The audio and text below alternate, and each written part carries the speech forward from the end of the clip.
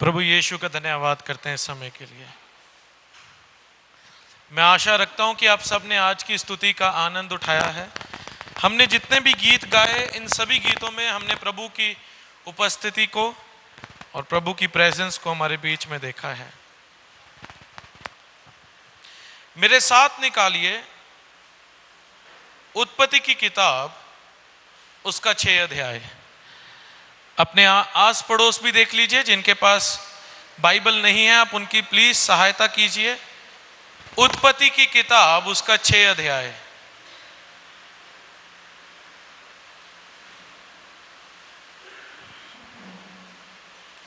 उत्पत्ति की किताब उसका 6 अध्याय। यहां पर हम उसी समय को देखते हैं जो समय जिस समय में आज हम भी जी रहे हैं। बाइबल कहती है हम अंत समय में हैं, और जहां पर यीशु का आना और भी ज्यादा निकट है। इट इज वेरी क्लोज, वो बहुत निकट है। यीशु का आना अब बहुत ही ज्यादा निकट है, और हम एंड टाइम जनरेशन है, जो अब हम पीढ़ी हैं, ये अंत के समय की पीढ़ी है जो हम सब यहां पर हैं। तो हम बहुत निकट हैं प्रभु के आने के, बहुत ज्यादा निकट। और जितना निकट हम प्रभु के आने के हैं, उतना ही हम देख सकते हैं कि पाप इस संसार में बहुत तेजी से भी फैल रहा है। बहुत तेजी से पाप बढ़ रहा है। और उसी समय को आइए हम पास्ट में थोड़ा जाते हैं, पीछे समय में जाते हैं और वहां पर जाकर भी देखते हैं इसी समय को। उत्पत्ति की किताब उसका 6 अध्याय और उसकी पहली आयत से पढ़ेंगे। फिर जब मनुष्य भूमि के ऊपर बहुत बढ़ने लगे और उनके बेटियां उत्पन्न हुई, तब परमेश्वर के पुत्रों ने, ये परमेश्वर के पुत्र एंजल्स जो परमेश्वर ने भेजे थे, ये उनकी बात कर रहे हैं।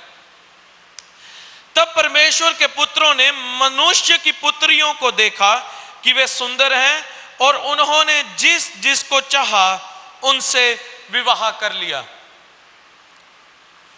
तब यहोवा ने कहा, मेरा आत्मा मनुष्य से सदा लो विवाद करता ना रहेगा, क्योंकि मनुष्य भी शरीर ही है। इसीलिए उसकी आयु अब 120 वर्ष की होगी।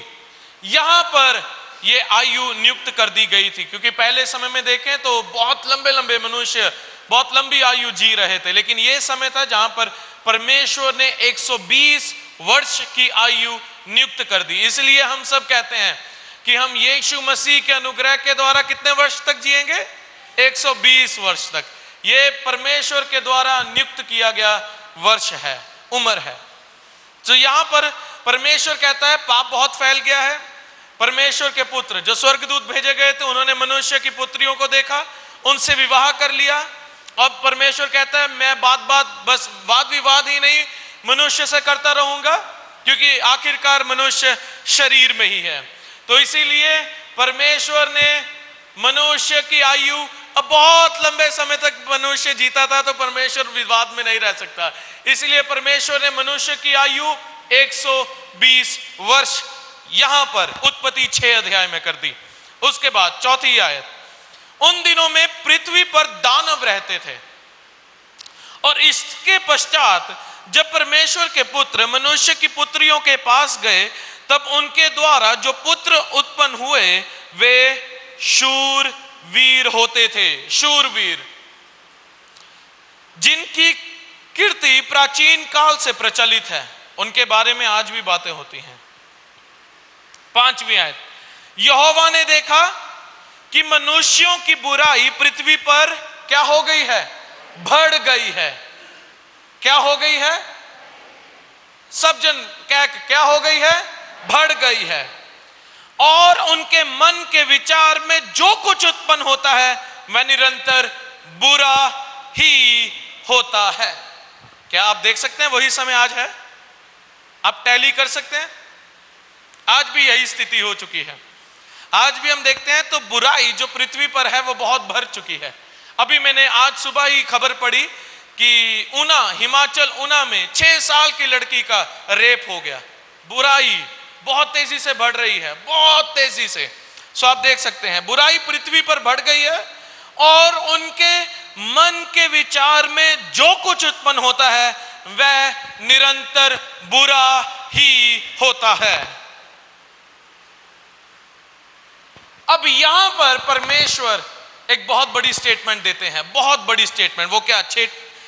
छठी आयत, और यहोवा पृथ्वी पर मनुष्य को बनाने से पछताया। This was the very first time, ये वह पहला समय था जब परमेश्वर मनुष्य को बनाने से पछताया और वह मन में अति खेदित हुआ।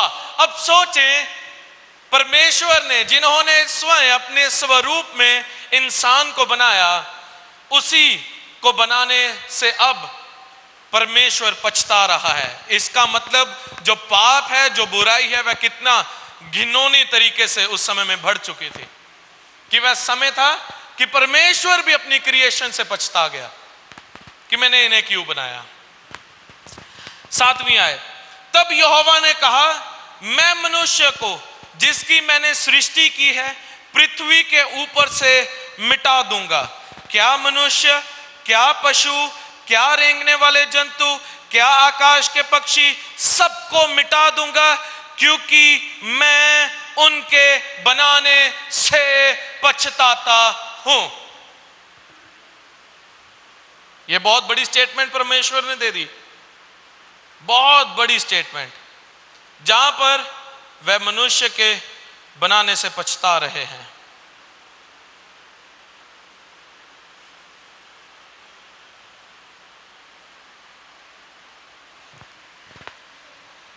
राइट, आप वही समय को आज देख सकते हैं। पाप बहुत तेजी से, बुराई बहुत तेजी से संसार में बढ़ रही है और आप देख सकते हैं कि इस प्रकार लोगों के मन में सिर्फ बुराई ही भरी रहती है। वो कुछ अच्छा सोच ही नहीं सकते, हमेशा बुराई, हमेशा बुराई, हमेशा बुराई, हमेशा बुराई। लेकिन इन सभी के बीच में एक बहुत सुंदर बात हुई। वो क्या है? 8वीं आयत, इन सभी के बीच में एक बड़ी सुंदर बात, परंतु यहोवा के अनुग्रह की दृष्टि नूह पर बनी रही। जब आप देख सकते हैं कि पाप और बुराई संसार में उस समय बहुत तेजी से बढ़ चुकी है, कहें तो फैल चुकी है, उस समय में भी परमेश्वर के अनुग्रह की दृष्टि नूह पर बनी रही। आज हम जब इस समय में हैं और इस समय में बुराई चाहे जितनी भी क्यों ना बढ़ जाए, हमले शैतान की ओर से इस संसार पर कितने भी क्यों ना हो जाए, चाहे वह बीमारी का हमला है, चाहे वह देश एक दूसरे से लड़ रहे हैं, मैं आपको बता दूं, आपने नहीं डरना, क्योंकि जिस प्रकार उस समय में परमेश्वर की दृष्टि नूह पर थी, इसी प्रकार आज परमेश्वर के अनुग्रह की दृष्टि हम सब पर है। हालेलुया। चाहे बीमारी, अकाल, देश आपस में क्यों ना लड़ जाए, महंगाई क्यों ना बढ़ जाए, लेकिन परमेश्वर के अनुग्रह की दृष्टि जैसे नूह पर थी, वैसे आज आप सभी के ऊपर है। कहें आमीन। बहुत सुंदर बात है। ये जो पाप बढ़ रहा है, ये जो बुराई बढ़ रही है, ये जो देश और देश आपस में लड़ रहे हैं, अरे भाई, हम भी इसमें पिसे जा रहे हैं। बीमारी पर बीमारी आ रही है, हम भी स्वयं इसी में पिसे जा रहे हैं। आप पर हमले होंगे, वचन कहता है, तीर आप पर फेंके जाएंगे, लेकिन वो हथियार आप पर सफल नहीं होगा। वचन ये नहीं कह रहा कि कोई भी हथियार आप पर नहीं फेंका जाएगा। वचन कहता है हथियार आपके विरुद्ध उठेंगे, लेकिन वो सफल नहीं होंगे, क्योंकि हम सब पर अब किसके अनुग्रह की दृष्टि है? किसकी? राइट, परमेश्वर के अनुग्रह की दृष्टि। आपको आज कोई देख रहा है, कोई नहीं देख रहा, यहां पर यह मायने नहीं रखता। आपके ऊपर हमेशा परमेश्वर की दृष्टि बनी है, और वो दृष्टि कोई न्याय वाली दृष्टि नहीं है, ये कब गलत काम कर रहा है, ये अच्छा काम अब कर रहा है। वचन कहता है अनुग्रह की दृष्टि, अनुग्रह की दृष्टि। उसने हमेशा अनुग्रह की दृष्टि हम पर रखी है। सो आप अब जब जिस भी समय में से निकल रहे हैं, हमेशा इस बात को याद रखें कि आप सबके ऊपर परमेश्वर के अनुग्रह की दृष्टि है। जिस भी समय में से आप निकलें, चाहे हमारे देश में अकाल भी क्यों ना पड़ जाए, तब भी परमेश्वर के अनुग्रह की दृष्टि आप पर बनी रहेगी और वह उसमें से आपके लिए प्रयोजन करता चला जाएगा।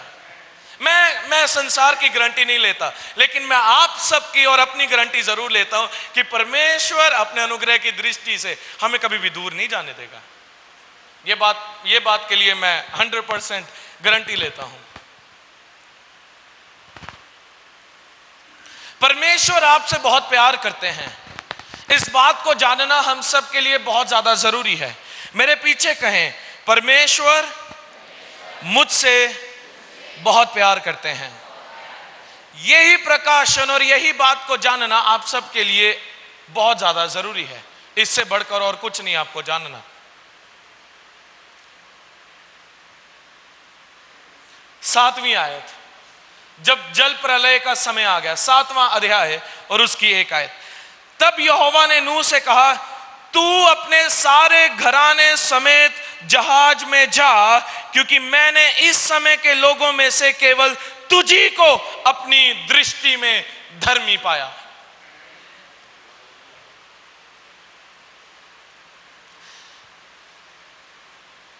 अब जब परमेश्वर आपको प्यार करता है तो वह आपका दिशा निर्देशन भी करता है। अब परमेश्वर ने नूह को इस बुराई के समय में धर्मी पाया और अपने अनुग्रह की दृष्टि नूह पर रखी, तो नूह को छोड़ ही नहीं दिया ये कहकर कि मेरे अनुग्रह की दृष्टि है चल जा। नहीं, वो उसके साथ साथ नूह को गाइडेंस देते रहे, नूह का दिशा निर्देशन करते रहे। उसने कहां जाना है, कैसे जाना है, कैसे क्या करना है। सो अब जब आप इस समय में हैं और परमेश्वर की दृष्टि आप पर है, तो उन्होंने आपको सिर्फ आप पर दृष्टि करके आपको छोड़ ही नहीं दिया, वो आपको गाइड भी कर रहा है। इसीलिए तो यूहन्ना की किताब में लिखा है कि पवित्र आत्मा जो हमें दिया गया है वो हमें अब की बातें और आने वाली भी बातें बता देता है। जैसे जिस प्रकार परमेश्वर नूह को बता रहे थे, अब मैं जल बहाने के लिए जा रहा हूं, अब जल प्रलय होगा, नूह अपने घराने समेत यहां से चले जा, नूह जहाज बना, नूह इस लंबाई में और ऊंचाई में चौड़ाई में जहाज बनाना, हर प्रकार से परमेश्वर ने नूह को गाइड किया। इसी प्रकार जब हम इस समय में हैं, तो अगर परमेश्वर की दृष्टि हम सब पर है, तो इसका मतलब यही नहीं कि परमेश्वर अपना अनुग्रह देकर बस हमें छोड़ दिए हैं, वो हमें गाइड भी कर रहे हैं। हर एक रास्ते पर वह हमें सचेत करते हैं। इसीलिए पवित्र आत्मा हमें दिया गया है जो हमें अब की बातें और आने वाली बातें भी बता देता है। हम ये नहीं कह सकते परमेश्वर आपने मुझे गाइड क्यों नहीं किया। इट इज नॉट लॉर्ड, ये परमेश्वर की गलती नहीं है। कहीं ना कहीं हम चूक रहे हैं उसकी आवाज सुनने से, कहीं ना कहीं हम चूक रहे हैं उसकी गाइडेंस के अंडर आने से। इसीलिए आज हम सबको, जब परमेश्वर के अनुग्रह की दृष्टि हम सब पर है, तो हमें परमेश्वर को समर्पित भी करना है। जहां पर परमेश्वर जैसा हमारा दिशा निर्देशन करना चाहता है वैसा हमारा दिशा निर्देशन करे। वो हमें जहां लेकर जाना चाहता है वहां हमें लेकर जाए। अगर हम दाएं को जाना चाहते हैं तो शायद परमेश्वर हमें बाएं को लेकर जाना चाहते हो। इसके लिए आपको समर्पित करना होगा। इसके लिए आपको अपने कानों को पवित्र आत्मा की आवाज सुनने की और लगाना होगा। हमेशा नूह ने परमेश्वर की आवाज को सुना और सुनकर उसका पालन किया। वचन इस प्रकार इब्रानियों की किताब बताता है कि नूह ने विश्वास की चाल चली, क्योंकि वह हमेशा परमेश्वर की बातों को सुनकर वो ही करता रहा जो परमेश्वर उससे कहता रहा। इसलिए आज जबकि हम सब पर परमेश्वर के अनुग्रह की दृष्टि हो चुकी है, होगी नहीं, हो चुकी है, तो परमेश्वर हर समय में हर मोड़ पर आपकी सहायता भी कर रहा है।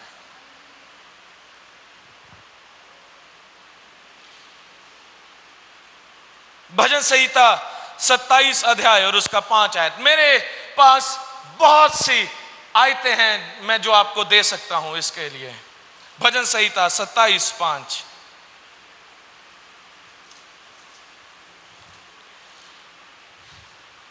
यहां पर लिखा है, वह तो मुझे विपत्ति के दिन में अपने मंडप में छिपा रखेगा और तंबू के गुप्त स्थान में वह मुझे छिपा लेगा और चट्टान पर वह मुझे चढ़ाएगा। कितनी सुंदर बात है।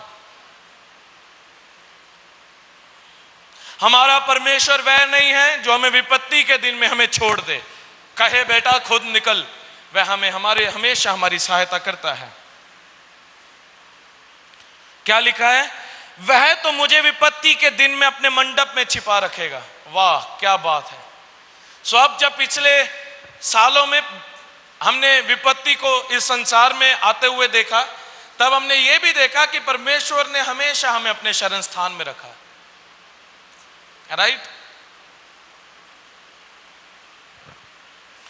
और तंबू के गुप्त स्थान में वह मुझे छिपा लेगा और चट्टान पर वह चढ़ाएगा।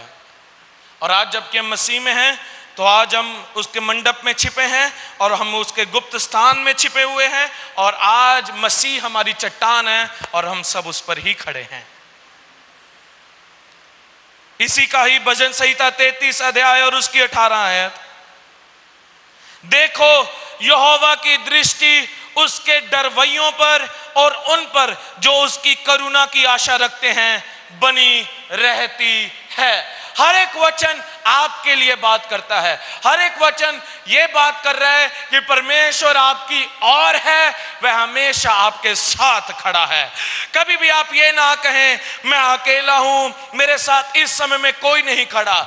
ये इधर संसार में अपनी आशाएं लगानी बंद करें, क्योंकि जब यहां आपके साथ कोई नहीं है तो वहां आपके साथ है जो आप देख भी नहीं सकते, और वो कौन है? यीशु मसीह। आप सोच रहे हैं इस संसार में मेरे साथ कोई नहीं है।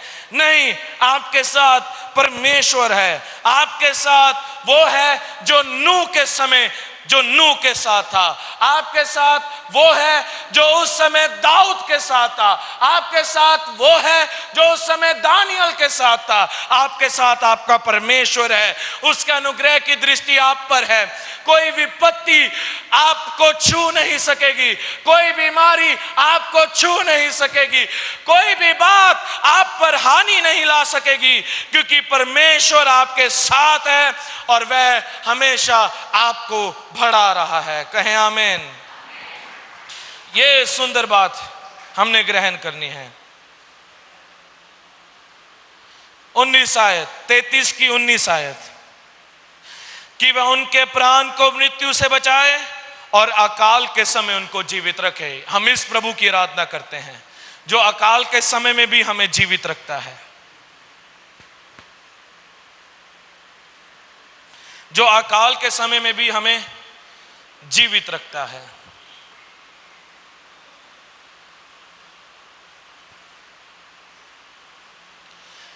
परमेश्वर हमेशा आपके साथ है। और इवन यही नहीं, वो आपको हर एक परीक्षाओं में से भी बाहर निकालते हैं। मेरे साथ निकालें 2 पतरस उसका 2 अध्याय और उसकी 9 आयत। नया नियम में 2 पतरस उसका 2 अध्याय और उसकी 9 आयत।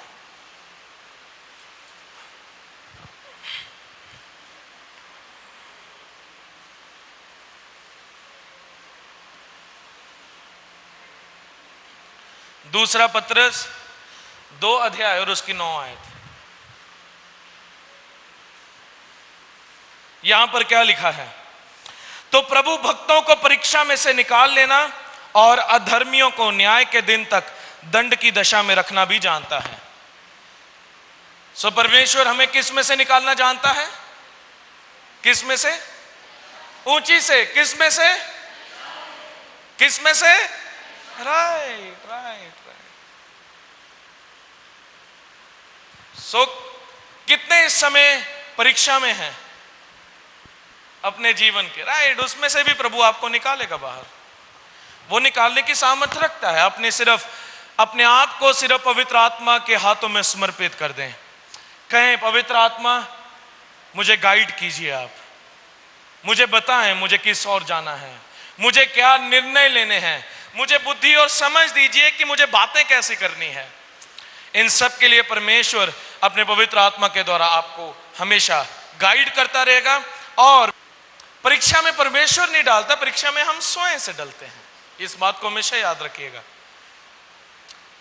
नूह का परमेश्वर ने, अभी हमने नूह की बात सुनी, आगे जब आप आगे और भी किताबों को पढ़ेंगे, उत्पत्ति की 7, 8, 9, तो आप देखेंगे कि नूह ने वही किया जो उसने परमेश्वर को कहते हुए सुना। तो क्या वो परीक्षा में पड़ गया? क्या उसकी नाव पंचर होगी कि वो पानी में डूब गया? ना, उसने उसी ढंग से नाव बनाई जिस ढंग से परमेश्वर ने उसे बनाने के लिए कहा, इसलिए वह जीवित भी रहा। वही जीवित नहीं रहा, उसका घराना भी जीवित रहा। सो जब आप परिवार में सिर्फ एक ही जन परमेश्वर के ऊपर ध्यान क्यों ना लगा ले, आपका पूरा घराना बचाया जा सकता है। आप एक हैं, आपके विरुद्ध आपके परिवार में बहुत हैं, लेकिन अगर आप एक जन ही सिंसियर हो जाए, गंभीर हो जाए और अपने आप को पवित्र आत्मा के हाथ में दे दे, कहे कि पवित्र आत्मा मेरी हर एक बात में अगुवाई कीजिए, आप एक जन अपने पूरे घराने को बचा लेंगे। आप एक जन सिर्फ। अब मेरी बात सुने, परमेश्वर ने किससे बातें की जल प्रलय के विषय में? किससे? नूह से। कि उसके बच्चों से भी की, शेम, हाम, ये पेट। अपने पापा की इस प्रकार सहायता करना, बेटा अगर तेरे पापा में कुछ हो जाए तो तू अपना पीछे से ध्यान देना। नहीं, कोई बात नहीं की। परमेश्वर ने अगुए को घर के पकड़ा, उससे बातें करता रहा, एक जन को पकड़ा और उसका पूरा घराना बचाया गया। आप अकेले ही अपने घर में काफी हैं पूरे घराने को बचाने के लिए। बस अपने आप को प्रभु के हाथ में समर्पित करते हैं। प्रभु, मेरी कोई बुद्धि या मैं अपनी कोई समझ से कोई भी निर्णय या फैसले ना लूं, आप मेरी हर एक बात में अगुवाई कीजिए। वचन के द्वारा मेरी हर एक बात में अगुवाई कीजिए। आप ही होंगे जो अकेले सिर्फ आप ही अपने पूरे घराने को बदल देंगे, अपने पूरे घराने को बचा लेंगे। सो अब नूह परीक्षा में नहीं डला, बल्कि नूह परीक्षा में से निकल आया। सो ये परमेश्वर नहीं है जो हमें परीक्षा में डालता है, ये हम ही हैं, हमारे फैसले ही हैं जो हम खुद लेकर अपने आप को परीक्षा में डाल देते हैं। और प्रभु इस बात को गवाह है और वचन इस बात को कहता है कि वह अपने भक्तों को परीक्षा में से निकालना जानता है। सो वो आज आपको हर एक परीक्षाओं में से निकाले, क्योंकि परमेश्वर की दृष्टि आप सब पर हुई है। कितने विश्वास करते हैं? आमेन, सो गुड। परमेश्वर की दृष्टि आप सब पर हुई है, आप सब के ऊपर। वो आप सबसे बहुत प्यार करते हैं। सो ये कभी ना सोचिए कि परमेश्वर आपके विरुद्ध हैं या परमेश्वर शायद मेरे कोई काम है कि परमेश्वर मुझसे दूर है। वह आप जितना सोचते हैं वह आपके दूर हैं, वह इतना ही आपके निकट हैं। क्योंकि हमारी सोच में और परमेश्वर की सोच में कितना बहुत फर्क है। हम सोच रहे हैं वो दूर है, लेकिन वो उतना ही नजदीक है।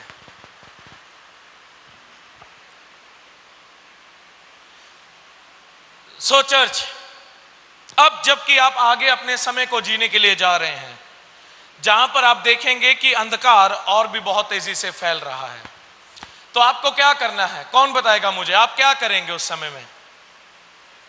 क्या करेंगे जब आप जानते हैं कि अंधकार तेजी से फैल रहा है? आप क्या करेंगे? आप चुपचाप रहेंगे और आप परमेश्वर की बाट जोते रहेंगे। वही है जो आपको इस समय में से कैसे लेकर जाना है, कैसे आपको चलाना है, कैसे आपको गाइड करना है, वो जानता है, वो करेगा।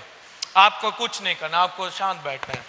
प्रभु जी बहुत बीमारियां, अलग अलग अटैक हो रहे हैं प्रभु जी, आगे जाकर प्रभु जी देश लड़ रहा है, महंगाई बहुत बढ़ रही है प्रभु जी, कैसे होगा?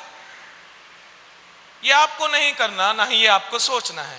ये प्रभु है, प्रभु जानता है, प्रभु के हाथ में सब कुछ है और वह आप पर अपने अनुग्रह की दृष्टि बनाए रखता है। तो वह जानता है कि आपको कैसे आगे, कैसे बाहर निकालना है, किस प्रकार आपको गाइड करना है। सो अपने सभी बातों को, अपने परिवार को, सभी चीजों को परमेश्वर के हाथ में दे दें और सिर्फ अपने आप को पवित्र आत्मा की आवाज सुनने की ओर ध्यान लगाएं। सिर्फ अपना, प्रभु आप क्या चाहते हैं मैं वही करूं, प्रभु आप कैसे चाहते हैं मैं वही करूं। और परमेश्वर हमेशा आपको गाइड करता है। और वह करता रहेगा। सो गॉड ब्लेस यू ऑल। परमेश्वर आप सबको आशीष दे। मैं आशा रखता हूं कि आने वाले दिन आप परमेश्वर पर निर्भर होकर अपने जीवन को बिताएंगे। राइट? कहें आमेन। आमेन।